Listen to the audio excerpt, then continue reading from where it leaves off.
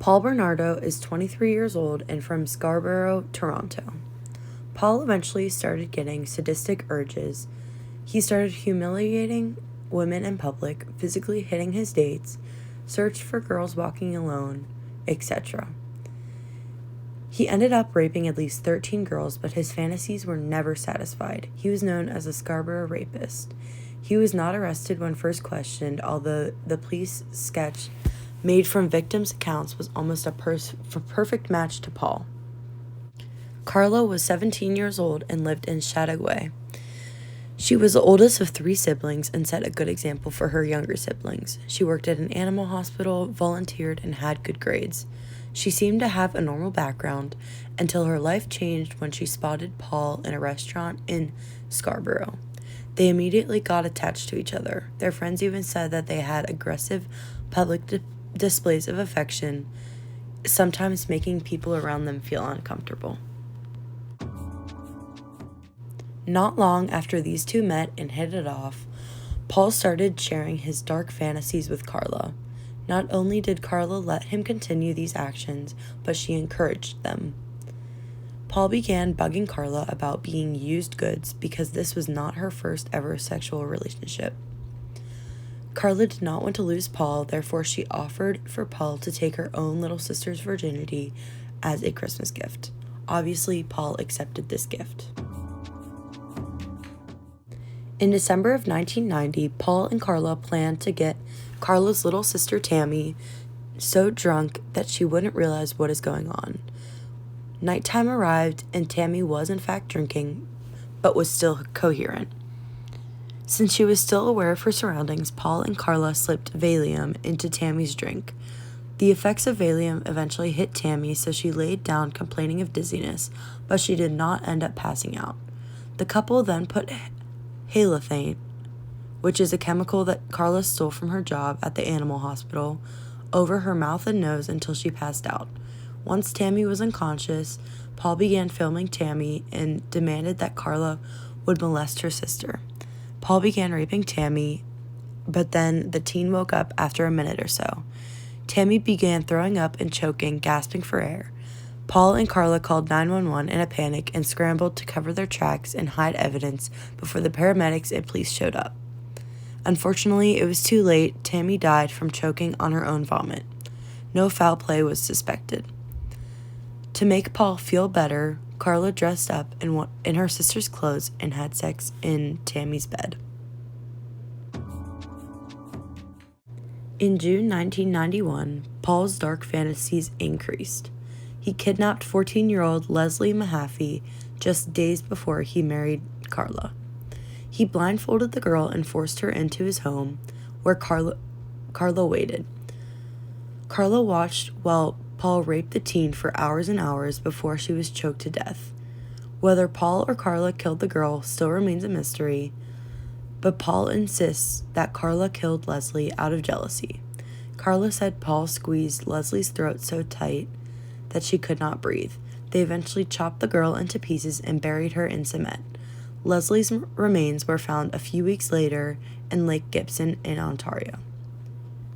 Paul realized that the investigators did not suspect him, therefore his confidence was boosted and was convinced he was invincible.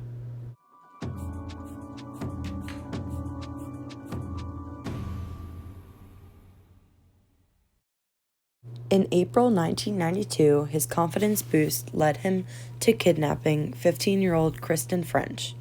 Karla lured Kristen into Paul's car by telling her to come closer and give her directions, while Paul got ready to grab her and force her into the car. This then led to Paul raping and beating Kristen. Karla was involved similarly to how she was with Tammy. Karla participated in sexually assaulting Kristen before Kristen was brutally killed.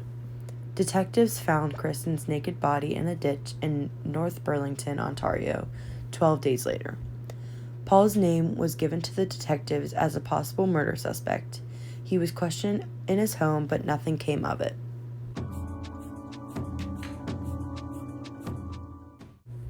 On January 5th, 1993, the couple's killing spree came to an end. Karla had been beaten by Paul, therefore she moved in with relatives. Karla confessed the crimes to her family and to the police. Detectives interviewed Karla, but she refused to give the information until they offered her a plea deal. This plea deal would have her out of prison within 12 years. Paul was then questioned and then arrested. He insisted he never killed anyone, but did admit to multiple sexual assaults. Paul was charged and convicted of numerous counts of rape and 2 counts of murder. Karla was charged and convicted of manslaughter in exchange for testifying against Paul.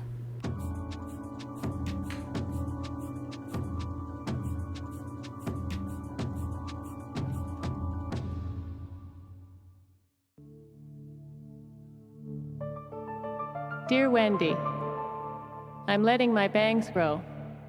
After all, I want to look my absolute best when I go to court and see Paul. I want him to drool when he sees me. All eyes are now on accused killer Paul Bernardo in a downtown. The jury will hear from Karla Homolka. In July 1995, Paul Bernardo went on trial in Toronto for the abduction, rape, and murder of teenagers Leslie Mahaffey and Kristen French. Videotapes said to depict chilling. The prosecution's star witness, his former wife, Karla Homolka, already in prison for her part in those crimes and in the death of her sister. It's all part of a deal she struck with the Crown in exchange for one thing, her testimony against Paul Bernardo.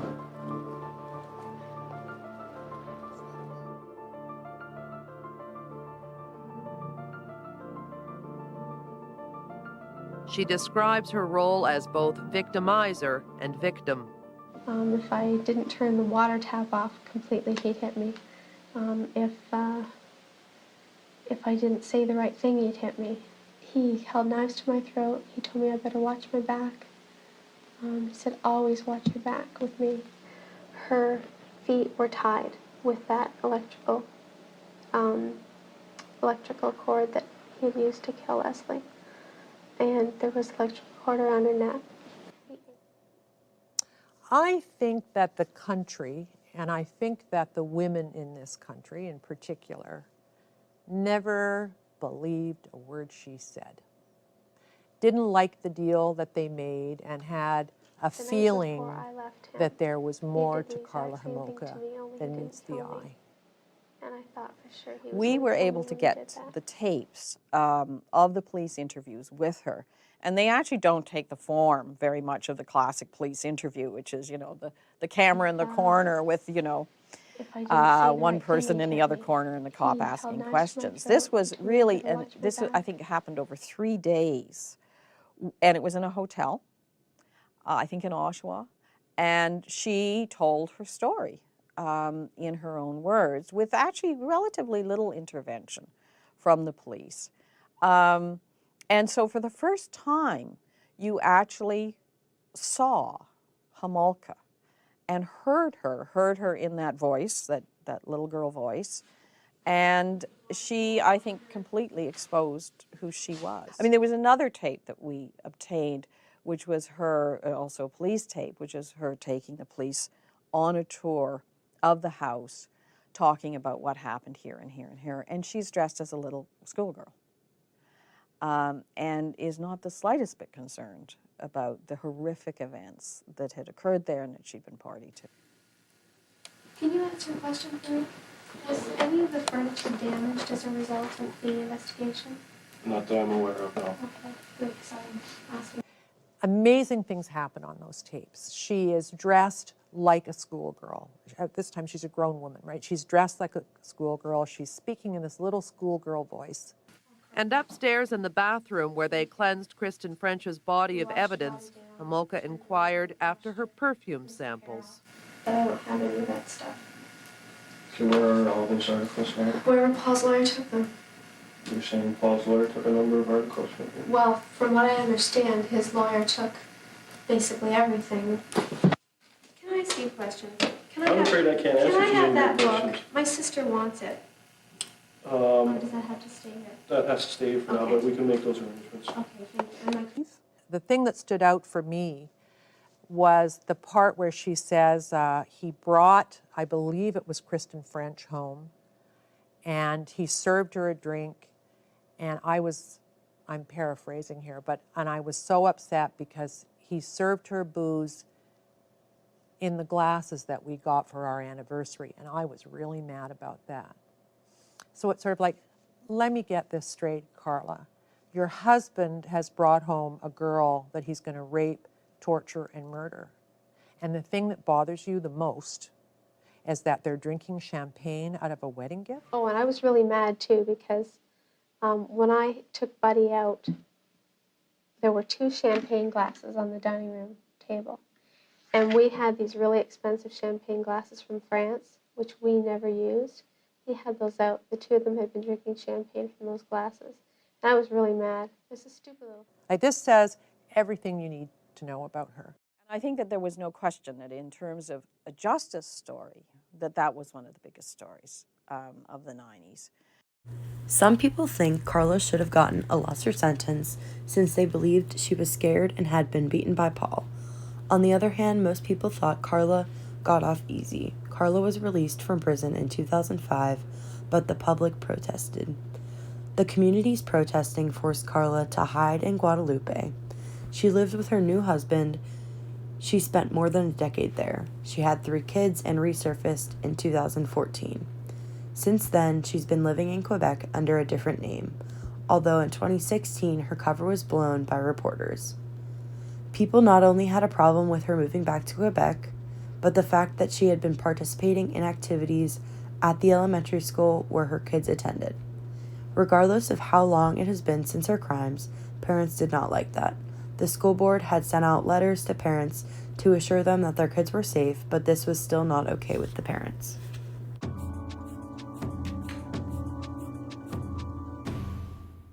Canada's notorious schoolgirl killer is an occasional volunteer at a Montreal school. City News has learned Karla Homolka has been in the classroom and on a field trip. Dominic Fazioli tells us why the school didn't do a background check.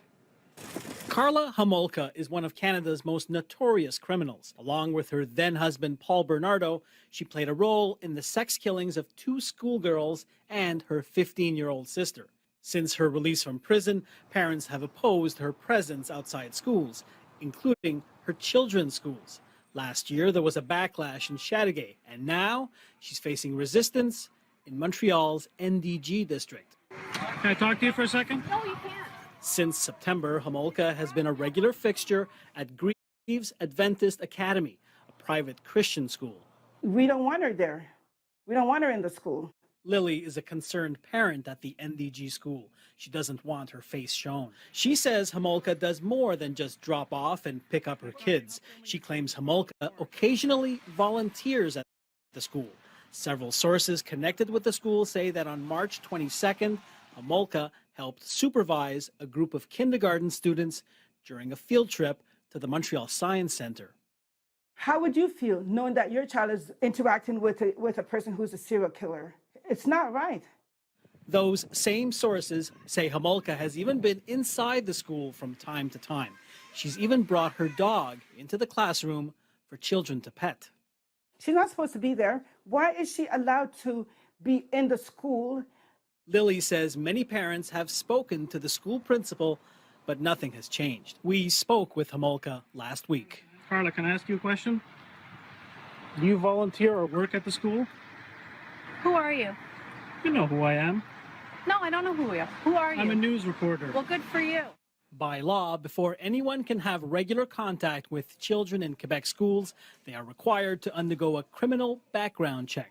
Our questions to the school about if this protocol was followed were not answered. But the Seventh-day Adventist Church in Canada, who runs the school, says the school board was fully aware of who Homolka is and that she is not a regular volunteer and can never be alone with children in school or churches.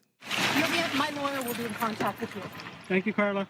A statement sent to us Tuesday afternoon reads in part, the Quebec Conference of Seventh-day Adventists and the administration of Greaves Adventist Academy are committed to providing quality education and enriching learning experiences to its students. While we work through the concerns stated by parents and other stakeholders, we welcome those associated with the school to contact the Quebec Conference Office of Education.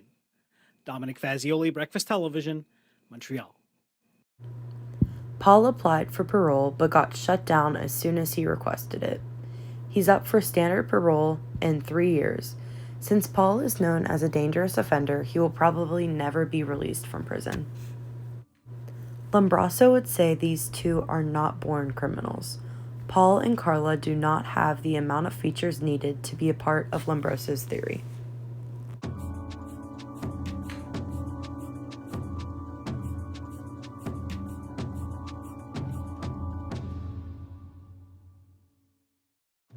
This couple also has a documentary about their lives together.